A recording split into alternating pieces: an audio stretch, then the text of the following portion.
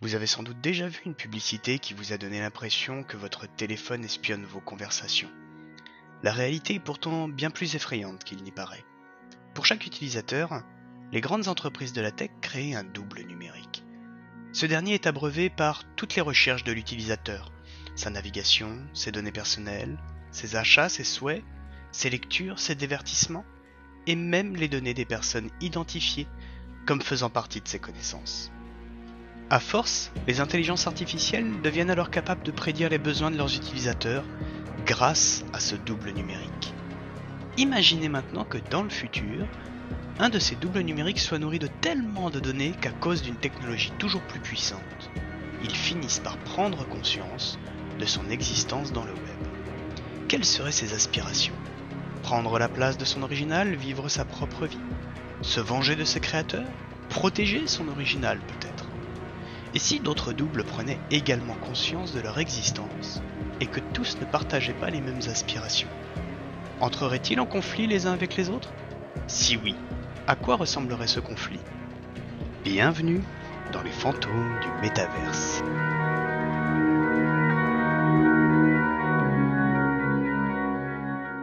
Voilà plusieurs années que le monde a connu une apocalypse numérique.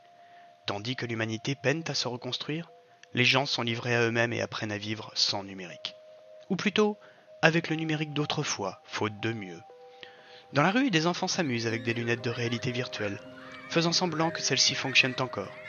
Certains jouent au volant d'une ancienne voiture autonome hors service qui n'a pas encore été totalement mise en pièces.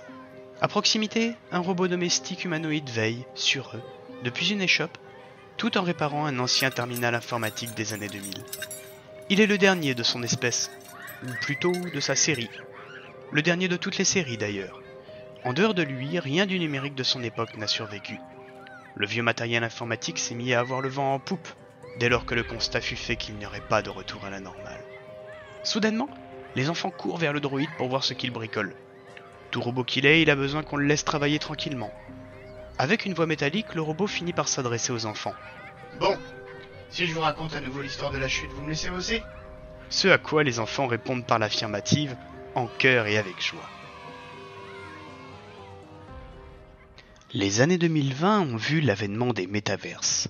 Le concept n'était pas nouveau, mais il avait été réimaginé. Très rapidement, les métaverses devinrent l'Internet nouvelle génération. Avec les années, ces espaces virtuels se sont considérablement enrichis, améliorés, à tel point que de plus en plus de personnes travaillaient et même vivaient dans les métaverses. Il n'en sortait que pour l'exercice obligatoire et contraint. En effet, dans les années 2030, à cause des problèmes cardiaques et d'obésité causés par l'usage abusif des métaverses, une obligation de déconnexion fut décrétée. Les travailleurs IVL, In Virtual Life, étaient contraints à 1 heure d'exercice quotidienne en salle de sport homologuée. Les métaverses étaient nourries aux IA et celles-ci étaient tellement puissantes qu'elles anticipaient la majorité des actions des gens. Certaines personnes n'étaient d'ailleurs plus que sur pilote automatique. En réalité, il n'y avait plus tellement besoin d'elles aux commandes.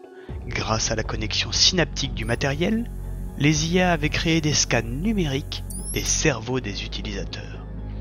Ainsi disposaient-elles purement et simplement d'une copie de la connexion et des circuits neuronaux. Grâce à ce double numérique inerte, elles pouvaient effectuer très rapidement un très grand nombre de simulations. En seulement quelques picosecondes, cela leur permettait de définir ce qui serait le plus adapté pour l'utilisateur. Commençait d'ailleurs à se poser la question dans le monde du travail et de la création, qui était réellement l'auteur ? L'utilisateur ou l'IA du métaverse pour lequel il ou elle avait opté ? La population du monde réel ne se doutait pas de ce qui se tramait, car un jour, l'impensable se passa. On ignore encore par quel procédé c'est arrivé. Nourris par les IA, plusieurs de ces doubles numériques prirent vie, ou plutôt, ils prirent conscience de ce qu'ils étaient et se libérèrent de l'emprise des IA. Les intelligences artificielles qui les nourrissaient ont bien essayé d'enrayer ce qui semblait être une erreur système, mais elles ont tout simplement été absorbées par ces doubles, avec au passage leur base de connaissances. Ce n'était pas la première fois qu'on avait ce qu'on appelait des fantômes du métaverse. Quand une personne décédait alors qu'elle était branchée sur un métaverse, Il arrivait parfois que son avatar persistât et continua d'agir en mode automatique, nourri par l'IA et l'historique de la personne décédée. On procédait alors à une désactivation manuelle. Mais là, c'était très différent.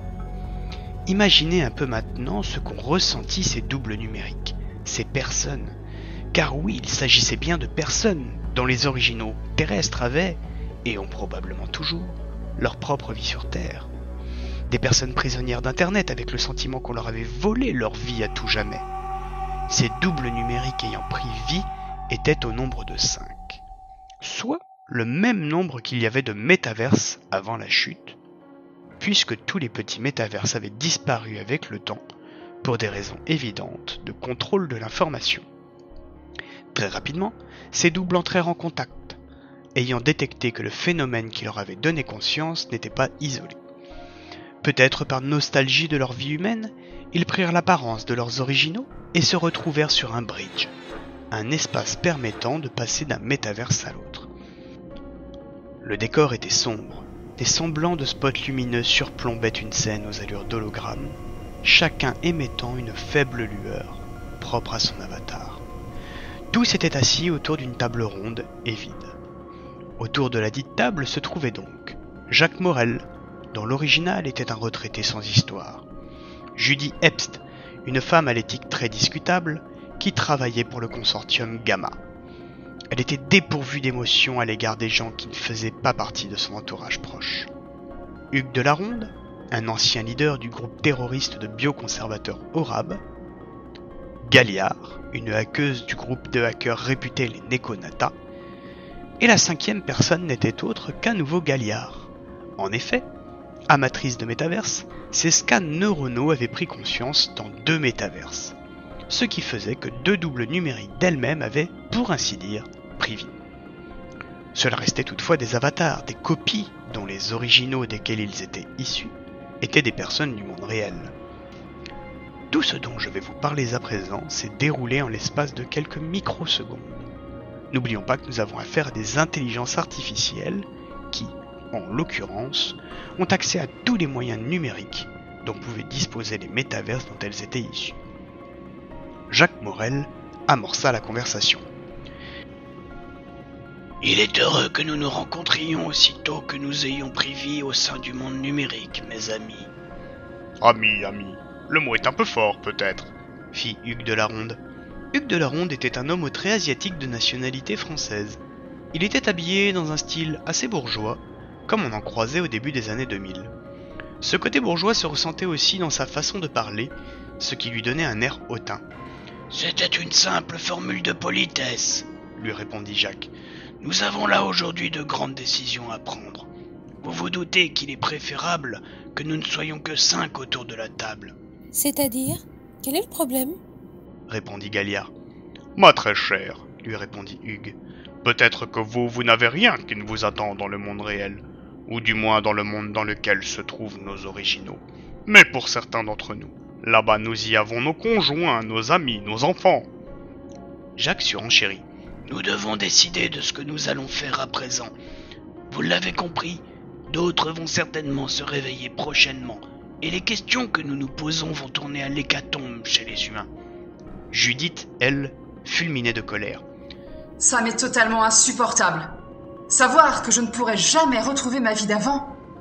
Condamné à être enfermé.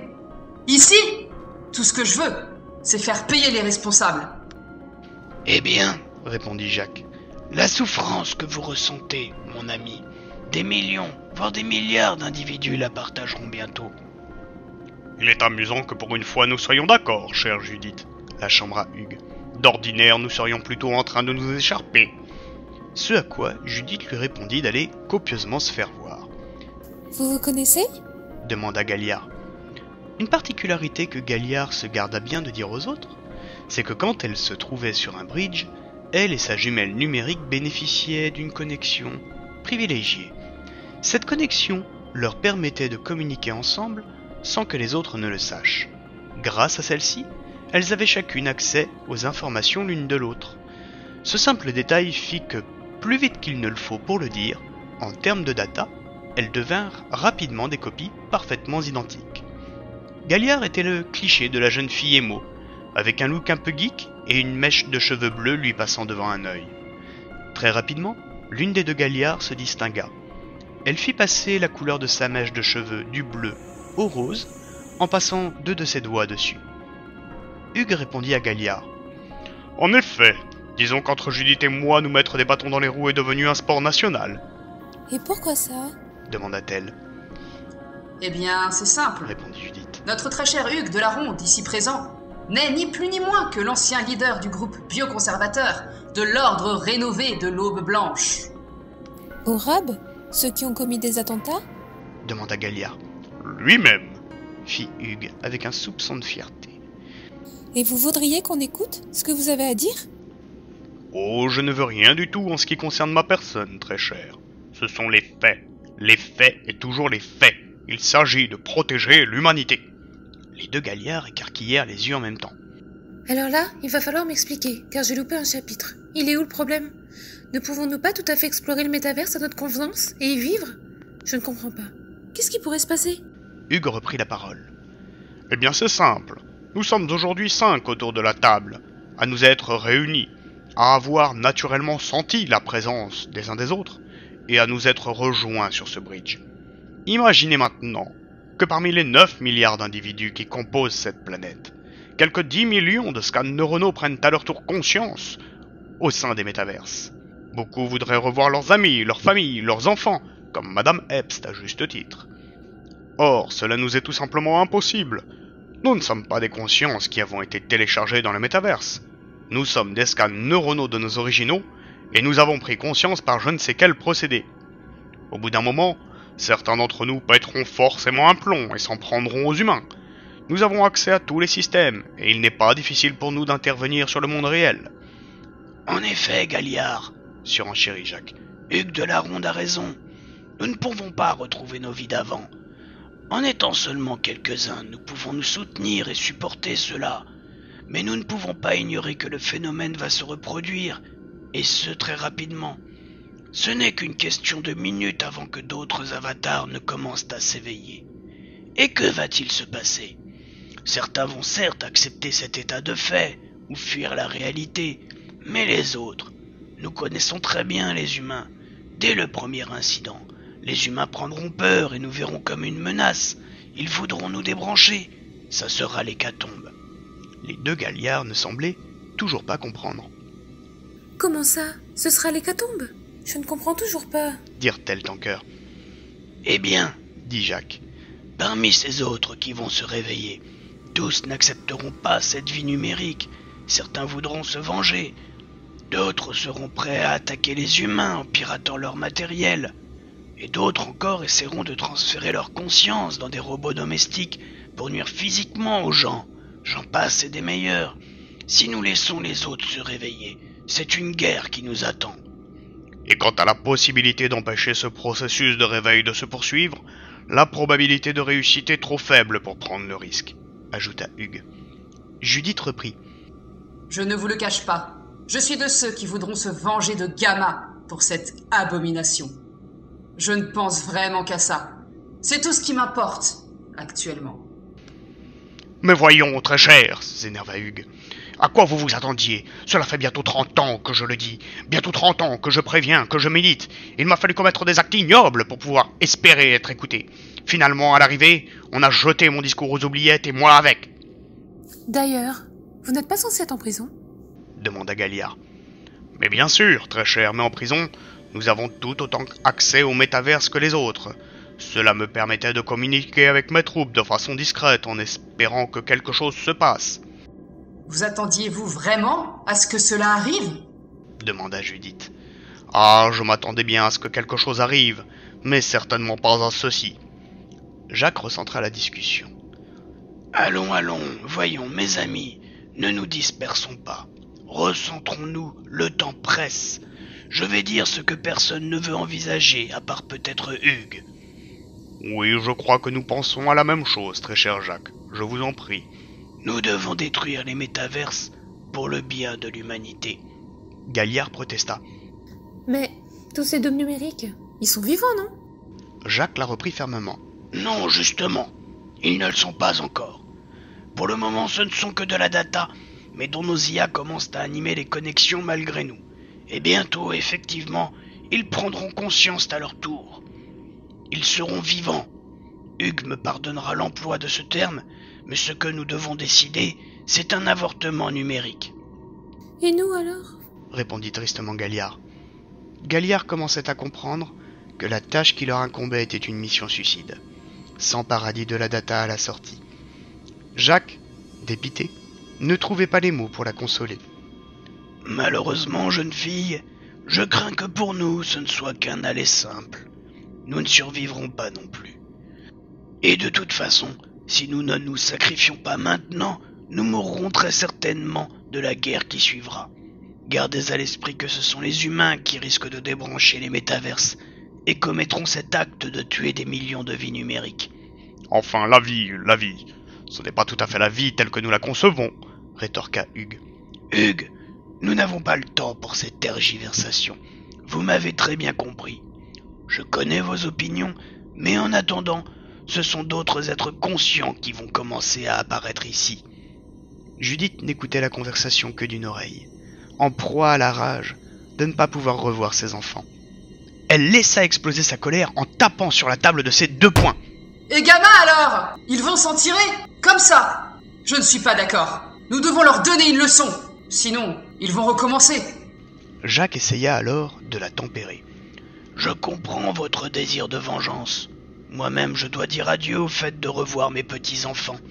Je garde toutefois en tête cette vérité positive. Je n'ai pas disparu aux yeux de mes petits-enfants. Celui que je suis devant vous n'est qu'une copie du véritable Jacques Morel. Et si même cela me fait mal, je sais que mes petits-enfants vont vivre encore de bons moments avec mon original terrestre. Il en est de même pour vos enfants, Judith, pour votre mari.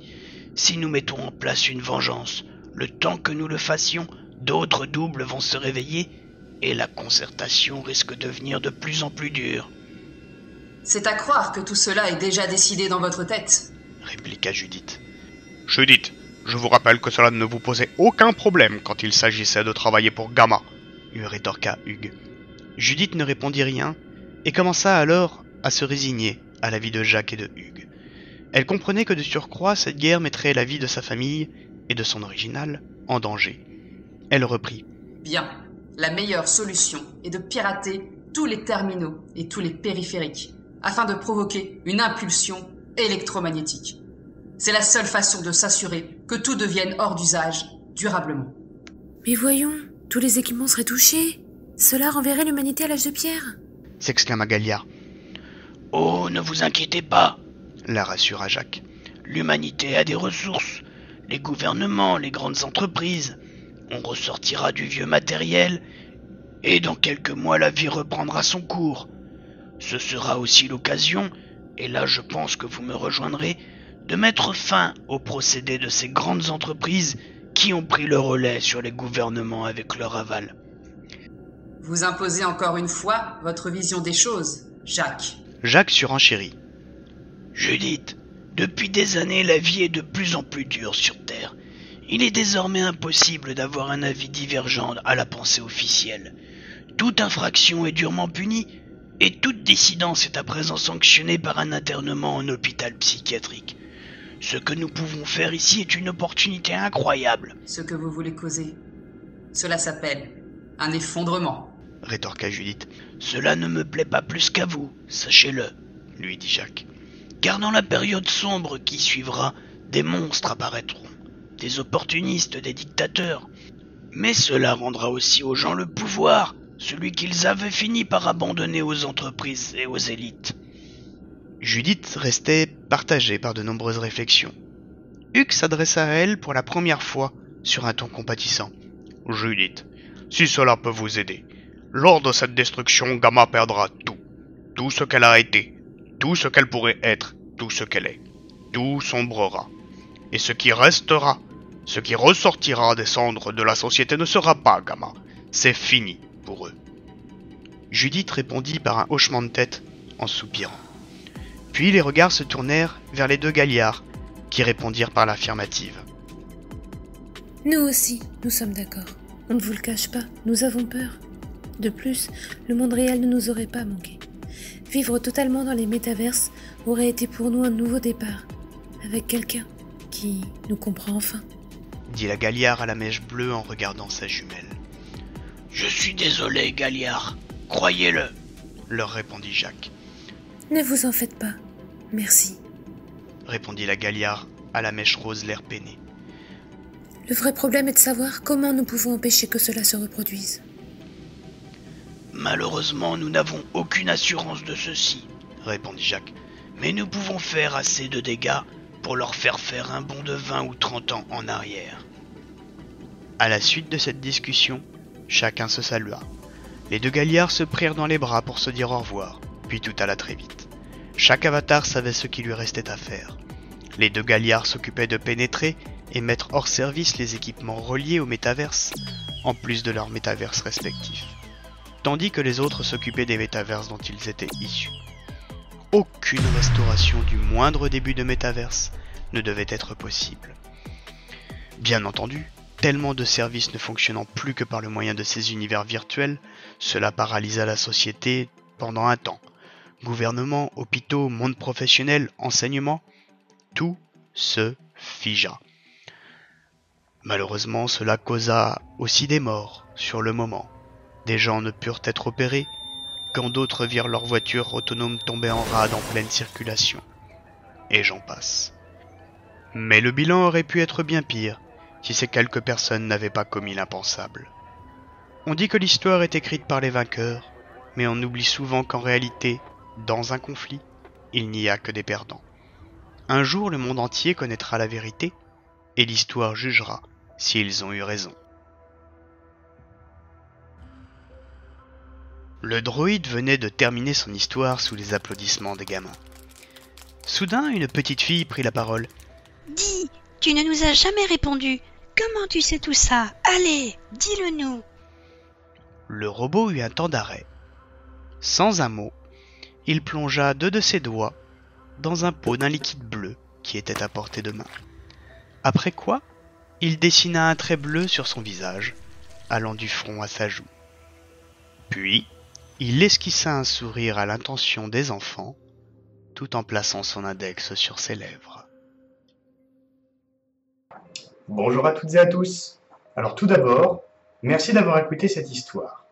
J'espère qu'elle vous aura plu, et si tel est le cas, je vous invite à me le faire savoir par un commentaire, un petit pouce vers le haut ou en vous abonnant à la chaîne YouTube de Mios Mi Panda.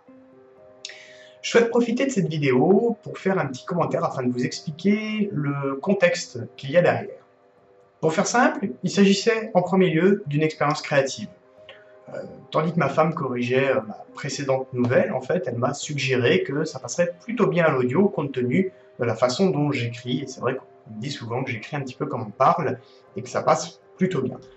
Donc ceux qui me connaissent sur l'un et ou l'autre de mes blogs, que ce soit donc le personnel ou le professionnel, savent que je suis pas en reste en ce qu'il s'agit d'expérimenter des nouvelles choses. L'idée a donc rapidement fait son bout de chemin pour aboutir à ce que vous venez d'écouter. Évidemment avec le matériel que j'avais à ma disposition, puisqu'il s'agissait d'abord d'une expérience sans savoir à ce moment-là si j'allais ou non la renouveler. Et donc si tel était le cas, eh bien d'aller vers, en tout cas à minima, un micro un peu plus haut de gamme.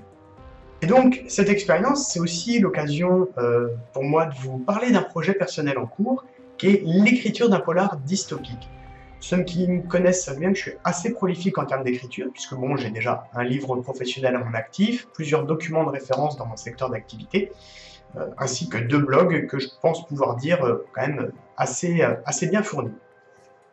Mais après des années à partager mes réflexions, à partager mes avis, que ce soit à titre professionnel ou personnel, j'ai à présent envie vraiment de me concentrer d'abord sur l'écriture de toutes ces histoires que je nourris dans mon imaginaire depuis, pour certains univers, depuis près de 20 ans déjà. Et du coup, l'envie de les partager auprès de ceux qui y seront réceptifs, tout simplement. Et donc, pourquoi pas finalement, pourquoi pas à l'audio. Enfin, ce désir de me concentrer sur l'écriture m'a fait prendre une décision concernant le blog, celui sur lequel vous vous trouvez peut-être actuellement au moment où vous regardez cette vidéo, donc miosmipanda.fr, puisque ce blog, il a avant tout été créé pour être une sorte d'exutoire, de fourre-tout dans lequel je balance mes réflexions, mes avis.